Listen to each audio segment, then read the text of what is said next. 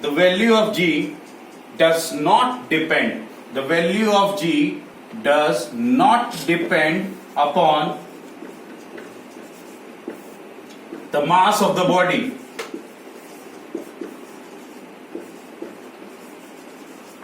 Okay, the value of G does not depend upon the mass of the body.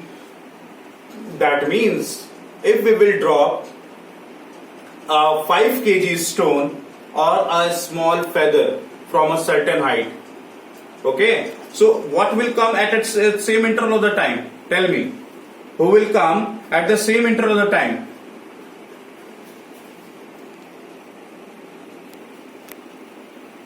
Huh? Listen, I have explained to you that in a given interval of the time, that is acceleration, it is not dependent upon the mass of the body. That means a feather, or if we drop a stone, that will reach at the same time. But this case will be applied in a vacuum only.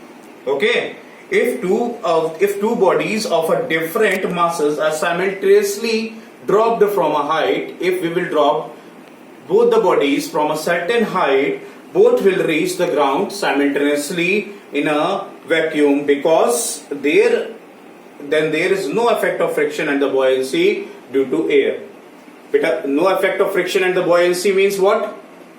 That means if we will drop something, there will be some friction, there will be against force, so there will be a chances to drop first and later. कुछ पहले गिरेगा, कुछ बाद में. But if we will drop in a vacuum, if we will drop something in a vacuum at the same interval of time, so this G will not be dependent, because it is totally dependent upon the gravity of the body. So this G will not be applied in vacuum. Both the object will drop at the same time, because there will be no buoyancy of the air.